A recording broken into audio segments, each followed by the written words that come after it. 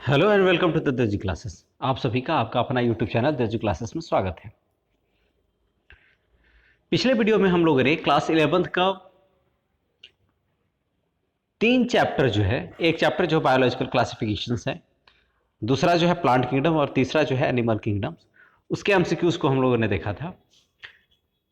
क्योंकि class 11th का term 1 का जो एग्ज़ाम कैंसिल हुआ था बायो का और मैथ्स का, उसका पेपर 12 तारीख को होने वाला है, तो उसी को ध्यान में रखते हुए ये वीडियो आपके लिए तैयार की गई है। तो आज हम लोग इस वीडियो में बायोमोलिक्यूल्स का जो चैप्टर है उसके एमसीक्यूज को देखेंगे। इससे पहले अगर आपने जो बाकी चैप्टर्स हैं उसके एमसीक्यूज को अगर नहीं देखा है तो आप चैनल्स पे जाएं और प्लेलिस्ट में जाने के बाद वहां पे वो मौजूद है, आप वहां देख सकते हैं। चलिए शुरू करते हैं हम लोग बायोमोलिक्यूल्स का जो चैप्टर है उसके इंपॉर्टेंट क्वेश्चंस को। पहला क्वेश्चन क्या है? Formation of complex substances from the simpler compound is called as. ठीक है, formation of complex substances from the simpler compound is called as. उसको कौन सा पाथवे कहा जाता है? सरल यौगिकों से जटिल पदार्थों का निर्माण जो है वो कौन सा पाथवे कहा जाता है? इसका सही आंसर है एनाबॉलिक पाथवे। क्या हो जाएगा? पहला का सही आंसर क्या हो जाएगा? Anabolic pathway. यानी सरल यौगिक से जटिल पदार्थों का निर्माण जो है वो क्या कहला जाता है? एनाबॉलिक मार्ग कहलाता है। ठीक है, इसको हम लोग बायोसिंथेसिस, ठीक है, इसको क्या बोलते हैं हम लोग? बायोसिंथेसिस पाथवे भी इसको बोलते, बायोसिंथेसिस पाथवे भी, मार्ग भी इसको बोला जाता है। ठीक है, यह क्या करता है? यह कंज्यूम करता है एनर्जी। एनाबॉलिक पाथवे जो है वो क्या करता है? एनर्जी को कंज्यूम करता है, ऊर्जा को कंज्यूम करता है। ठीक है, नेक्स्ट क्वेश्चन देखेंगे हम लोग। Those metabolites that are formed during growth phase as a result of energy metabolism are called as. वे मेटाबोलाइट्स जो ऊर्जा उपचय के परिणाम स्वरूप वृद्धि के चरण के दौरान बनते हैं, उन्हें क्या कहते हैं? तो एनर्जी मेटाबॉलिज्म के समय जो उसको क्या बोलते हैं? Primary metabolites. क्या बोलते हैं? प्राथमिक या प्राइमरी मेटाबोलाइट्स, प्राथमिक मेटाबोलाइट्स। तो दूसरा का सही आंसर क्या हो जाएगा? Option number A. क्लियर है? नेक्स्ट क्वेश्चन देखिए। Polysaccharides are found by. Polysaccharides कैसे बनते हैं? Are found by. पॉलीसेक्राइड्स किसके द्वारा बनते हैं? तो किसके द्वारा बनते हैं? पॉलीसेक्राइड्स जो होते हैं that are found by the glycosidic linkage. किससे? पॉलीसेक्राइड्स जो होते हैं, ठीक है, वो किससे बनते हैं? ग्लाइकोसाइडिक लिंकेज से। किससे बनते हैं? Glycosidic linkage. क्लियर? तो ग्लाइकोसाइडिक लिंकेज। अब पेप्टाइड लिंकेज जो हैं वो क्या बनते हैं? किसके उससे क्या बनते हैं? पेप्टाइड लिंकेज के द्वारा प्रोटीन। प्रोटीन किसके द्वारा? प्रोटीन्स जो होंगे वो किसके द्वारा? पेप्टाइड लिंकेज के द्वारा। फॉस्फोडाइस्टर जो होते हैं वो क्या होते हैं? Nucleic acid. क्या होते हैं? न्यूक्लिक अम्ल या एसिड, इंग्लिश में न्यूक्लिक एसिड। ठीक है, वो उसका कौन सा लिंकेज है? फॉस्फोडाइस्टर लिंकेज है। क्लियर है? नेक्स्ट क्या है? Hydrogen bond. ये लास्ट क्या? Van der Waals forces. Hydrogen bond के बीच में लगता है van der Waals forces, weak force है। नेक्स्ट क्वेश्चन देखिए। Primary storage of food in animals is through. Primary storage of food in animals is through. तो primary storage कैसे होता है एनिमल्स में? किसके द्वारा होता है? तो प्राइमरी स्टोरेज जो होता है that is through the fats. किसके द्वारा? फैट्स के द्वारा। ठीक है, और सेकेंडरी किसके द्वारा होता है? ग्लाइकोजन। ठीक है, किसके माध्यम से होता है? Secondary glycogen. ये सेकेंडरी हो गया और प्राइमरी फैट्स। ठीक है, प्राणियों में भोजन का प्राथमिक भंडारण किसके माध्यम से होता है? तो वसा के माध्यम से होता है। और द्वितीय भंडारण किसके होता है? तो ग्लाइकोजन से। ठीक है, तो चौथा का सही आंसर क्या हो जाएगा? ऑप्शन नंबर ए, यानी वसा, यानी फैट्स। नेक्स्ट क्वेश्चन क्या है? Which among the following is incorrect about amino acid, amino acid के लिए कौन सा इसमें से, अमीनो अम्ल के लिए कौन सा इसमें से गलत है। ठीक है, तो पहला क्या कह रहा है कि amino acid are those that contains an amine group and carboxylic group, तो बिल्कुल सही है, अमीनो एसिड तो ये कंटेन करता ही है। दूसरा क्या कह रहा है कि based on the position of amino group with respect to the carboxylic group, amino groups are classified as alpha beta gamma and del, ठीक है, अमीनो एसिड्स। ठीक है, ये है कार्बोक्सिलिक ग्रुप और अमीनो ग्रुप जो है क्लासिफाइड है किसके, अल्फा बीटा गामा और डेल्टा के अमीनो एसिड्स में, 4 में। ठीक है, proteins on hydrolysis produced alpha beta gamma and delta amino acids. ठीक है, तो प्रोटीन्स जो है ऑन हाइड्रोलाइसिस, ठीक है, क्या क्या प्रोड्यूस करते हैं, alpha beta gamma and delta amino acid, ये गलत है। प्रोटीन्स ऑन हाइड्रोलाइसिस जो होते हैं वो केवल अल्फा एमिनो एसिड जो होते हैं उसको प्रोड्यूस करते हैं, बीटा गामा को प्रोड्यूस और डेल्टा को प्रोड्यूस नहीं करते। तो ये क्या पूछ रहा है, गलत पूछ रहा है, रॉन्ग पूछ रहा है, इनकरेक्ट पूछ रहा है। इनकरेक्ट कौन सा हो जाएगा, ऑप्शन नंबर सी। क्लियर है,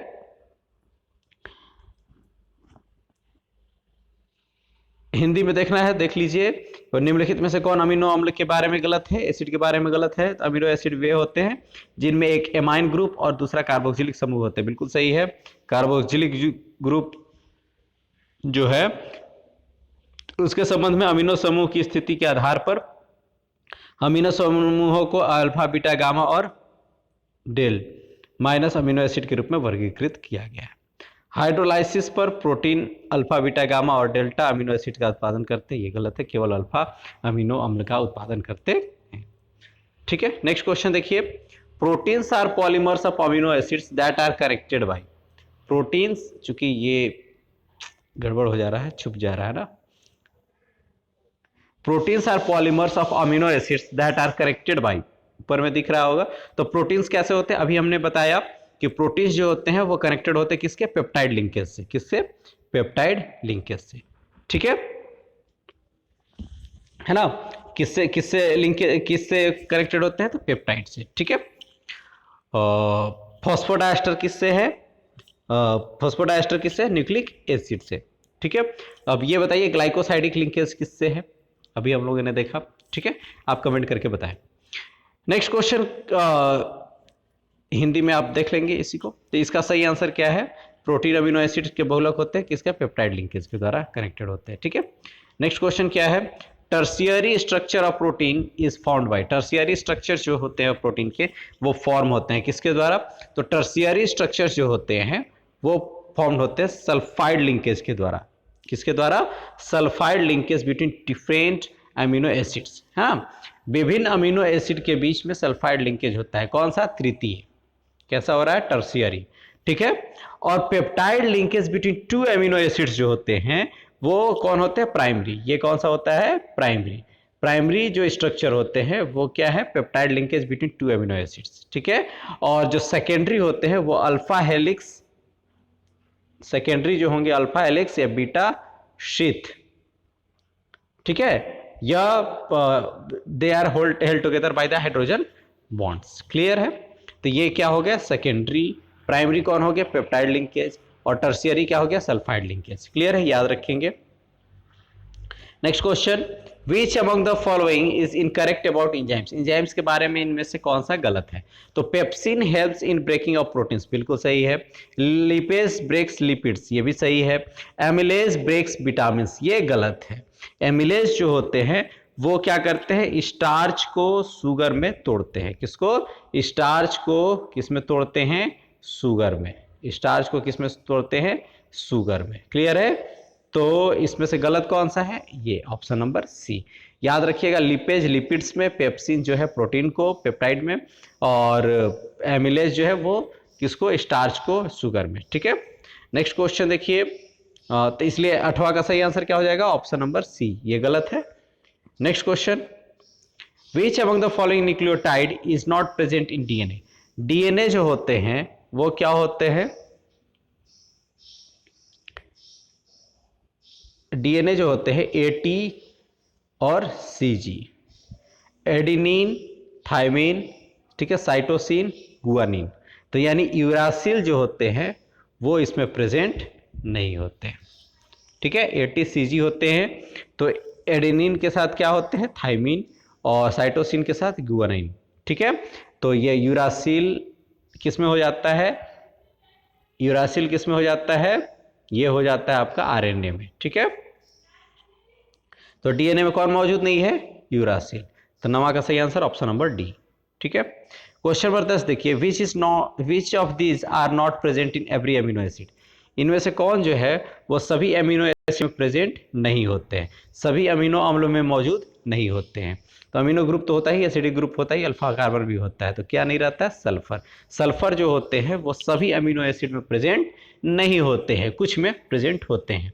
तो 10 का सही आंसर क्या हो जाएगा, ऑप्शन नंबर डी। क्लियर है। क्वेश्चन नंबर 11 देखिए, नेक्स्ट क्वेश्चन कि how many amino acids are present in the body. Body में कितने अमीनो एसिड्स प्रेजेंट हैं, तो 21। कितने हैं, 21। कुछ एसेंशियल्स हैं और कुछ नॉन एसेंशियल्स हैं। क्लियर है, तो टोटल कितने हैं, 21 amino acids are present in our body. कितने अमीनो अम्ल हमारे शरीर में उपस्थित है, तो 21। ठीक है, नेक्स्ट क्वेश्चन देखिए, question number 12, which of these amino acids do not possess a chiral carbon. ठीक है, चायरल कार्बन का मतलब क्या होता है, चायरल कार्बन का मतलब होता है कि ऐसा कार्बन जिसके चारों तरफ अलग अलग कंपाउंड या अलग अलग एटम या अलग अलग एलिमेंट मौजूद होते हैं, उसको बोलते हैं चायरल कार्बन। ठीक है, तो इसमें से कौन है जो कि चायरल कार्बन नहीं पोसेस करता है, तो 12 का सही आंसर है option number A, that is the glycine. Glycine में अलग अलग एलिमेंट्स या एटम्स प्रेजेंट नहीं होते हैं। ठीक है, कार्बन के चारों तरफ। क्लियर है। नेक्स्ट क्वेश्चन क्या है, what is the simplest amino acid, यानी 13 का सबसे सरल अमीनो अम्ल कौन सा है, तो सिंपलेस्ट एमिनो एसिड्स जो है वो कौन से हैं, ग्लाइसिन। कौन सा है, ग्लाइसिन। 13 का सही आंसर क्या हो जाएगा, option number B, glycine. Simplest amino acid is glycine. Which amino acid है methyl group as R. R के रूप में मिथाइल ग्रुप होता है, इसमें से कौन है, तो 14 का सही आंसर हो जाएगा एलेनिन। एलेनिन जो है इसमें आर जो है वो किसके ग्रुप में है, आर जो लगा हुआ है वो मिथाइल ग्रुप है। ठीक है, अगर आर जो है हाइड्रोजन हो जाएगा, आर क्या हो जाएगा, हाइड्रोजन। ठीक है, हाइड्रोजन एटम हो जाएगा तो वो क्या हो जाएगा, ग्लिसिन। ग्लिसिन में आर जो होता है वो क्या होता है, हाइड्रोजन एटम होता है। क्लियर है।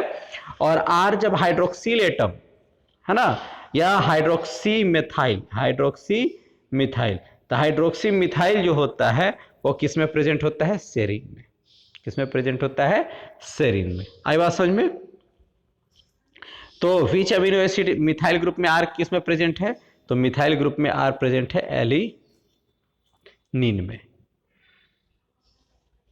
ठीक है, एलिनीन में। किस अमीनो अम्ल का मिथाइल समूह आर होता है, तो एलिनीन का। ठीक है, नेक्स्ट क्वेश्चन, क्वेश्चन नंबर 15 देखिए, which of this is a neutral amino acid. इसमें से न्यूट्रल अमीनो एसिड कौन है, तो देखिए वैलिन जो है ना, वैलिन जो है वो क्या है, न्यूट्रल अमीनो एसिड है, उदासीन अमीनो अम्ल है। कौन, वैलिन। तो 15 का सही आंसर क्या हो जाएगा, ऑप्शन नंबर ए।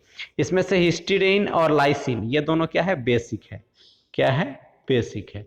और एस्पार्टिक एसिड जिसके साथ एसिड लगा हुआ है वो तुम्हारा क्या है, एसिडिक इन नेचर है। ठीक है, क्लियर है। तो 15 का सही आंसर क्या हो जाएगा, कौन इसमें से उदासीन है, तो ऑप्शन नंबर ए। ठीक है, नेक्स्ट क्वेश्चन देखिए, how many carbon atoms does palmitic acid contain. Palmitic acid जो होते हैं वो कितने कार्बन एटम्स कंटेन करते हैं। ठीक है, तो पाल्मिटिक एसिड में होते हैं 16। ठीक है, पाल्मिटिक एसिड में कितने होते हैं कार्बन, 16।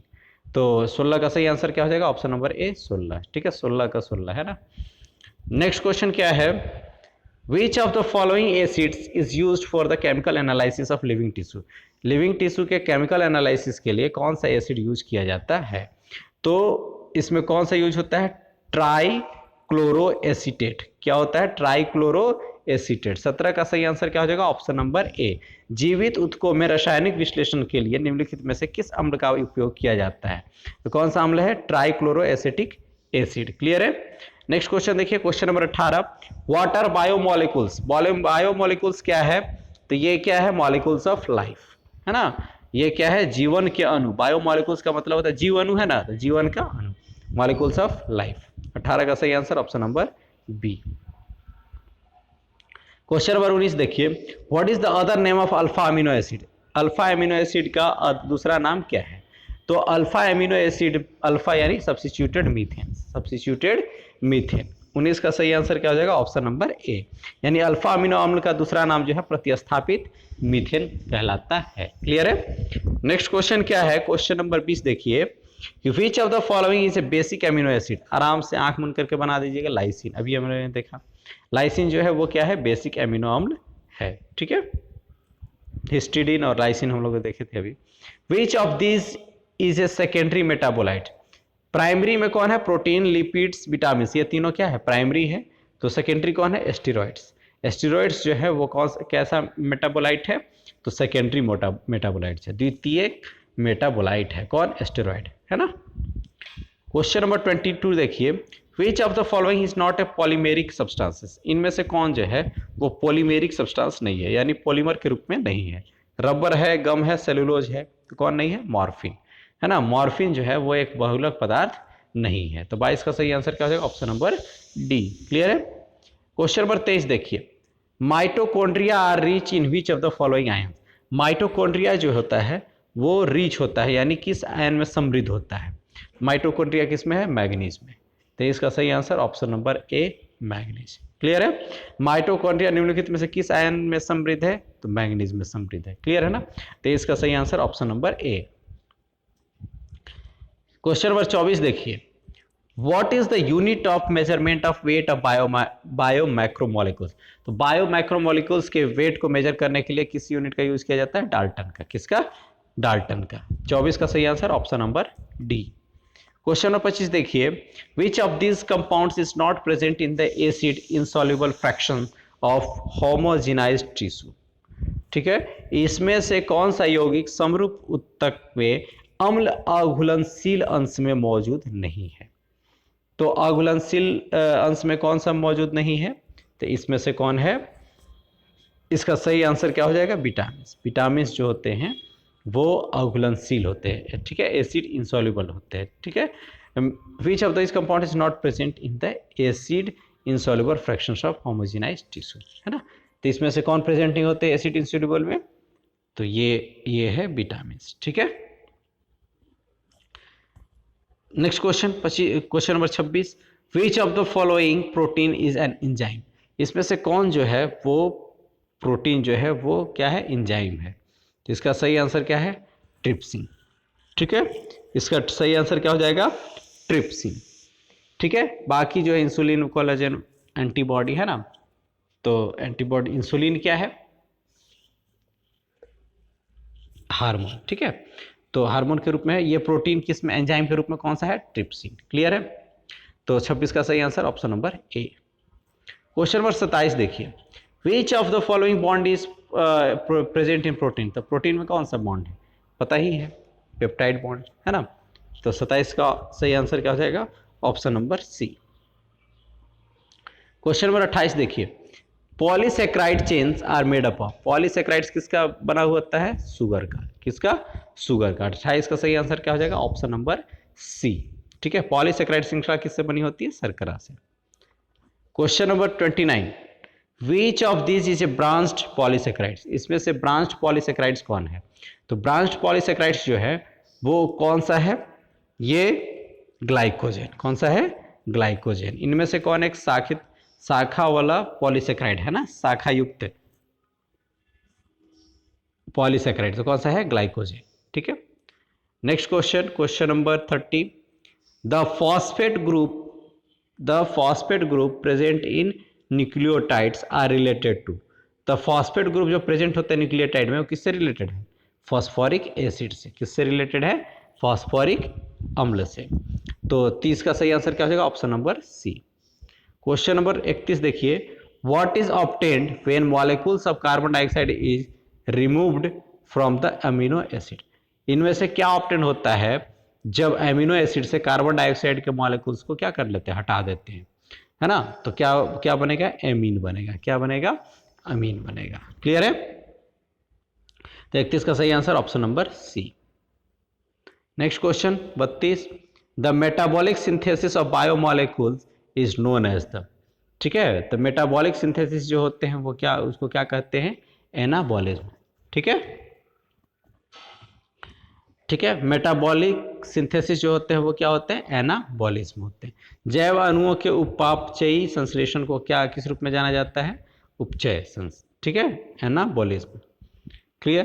क्वेश्चन नंबर 33 देखिए, up to what temperature does the enzymes of thermophilic organisms stay active, कितने तापमान तक थर्मोफिलिक जीव जो होते हैं उसके एंजाइम जो होते हैं सक्रिय होते हैं, तो कितने डिग्री सेल्सियस तक, 90 डिग्री सेल्सियस तक।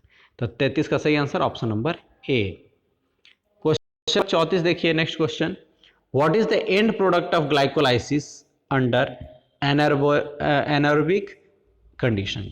एनारोबिक कंडीशन का मतलब क्या होता है, जब हवा ना हो, ऑक्सीजन के अब्सेंस में। तो एंड प्रोडक्ट क्या बनता है ग्लाइकोलाइसिस का, है ना, कब, एनारोबिक कंडीशन रहेगा तब। तो एनारोबिक कंडीशन जब रहेगा तो उस समय क्या बनेगा, लैक्टिक एसिड, क्या बनेगा, लैक्टिक एसिड।